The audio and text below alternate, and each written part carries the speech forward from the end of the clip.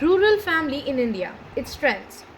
To sum up, until the impact of the Industrial Revolution and the competitive market economy, familism was the heart of the village communities. Subsistence agrarian economies and social and rural societies based on them were familistic through and through.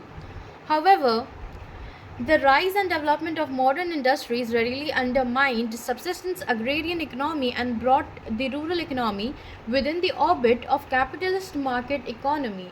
This transformation, together with the glowing presence of various urban forces, brought about the increasing disintegration of the old rural family. The rural society, too, more and more lost its familistic traits. In India, due to the lack of sufficient industrial development, the forces of urban society have not penetrated rural society to the same extent as in USA, Great Britain and other industrially advanced countries. The rural family consequently retains its specific traits to a far greater extent in India.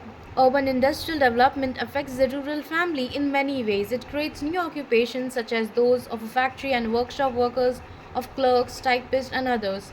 The members of rural family developed a desire to take to those occupations, demand their share in the joint family property, and migrate to towns. Hmm. Mm, and cities. This process undermines the joint family based on a common occupation of its members and joint family property, income, and expenditure. Modern industries produce a number of articles cheaply and on mass scale.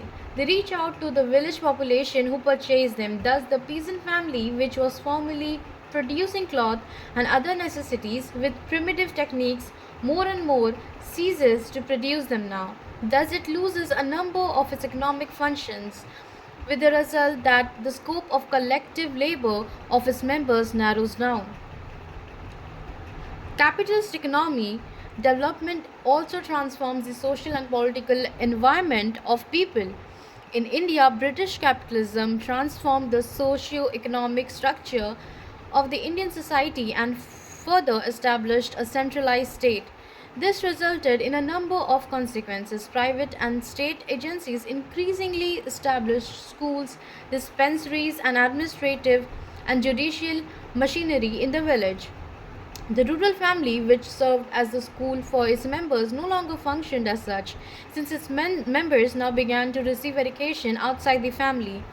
Also, no more the grandfather or the grandmother, the embodiment of traditional medical knowledge, but the doctors appointed by the agency, unconnected with family, now increasingly treated the members of the family. Caste and panchayat councils were deprived of their functions as guardians of law and dispensers of justice. Customary law was replaced by the new law of the centralized state, which operated through its administrative and judicial organs. The progress of the process of proportional was the progress of the process was proportional to the advancing urbanization of the country. The historical tendencies of the rural family towards its disintegration and loss of functions, the more this tendency grows, the more the family ego and solidarity feeling, grounded in and nourished by the collective labor and life of its members, weaken and atomistic individualistic psychological traits developed among them. During the last 150 years, during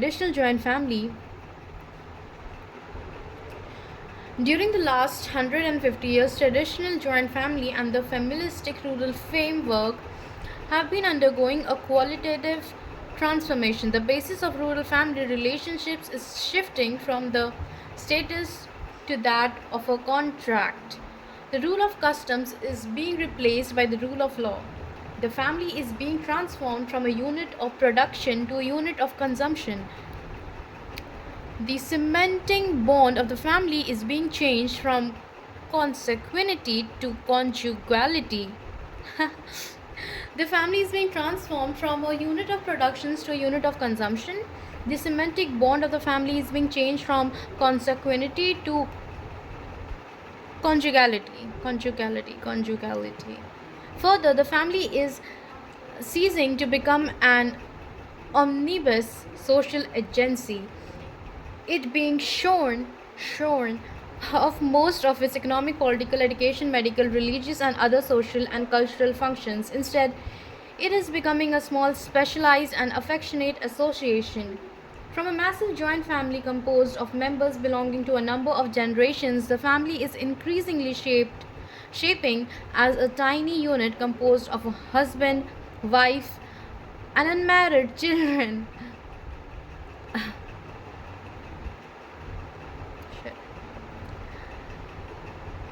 Feminism too is gradually dropping off. The rural society is acquiring quite a new assault. Uh, a systematic study of the rural family from many angles have never been necessary as the present in India.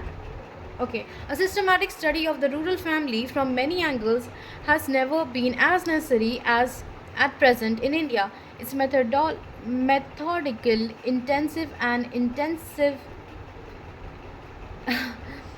its method, its methodical, its methodical, intensive and extensive study will provide a proper direction for evolving a program of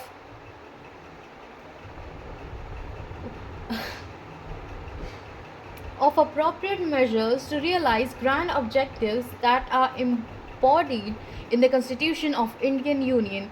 Rural sociologists in India are required to launch a very comprehensive campaign of study to locate the laws and transformation of one of the most classic feministic civilizations that has emerged in the history of humanity.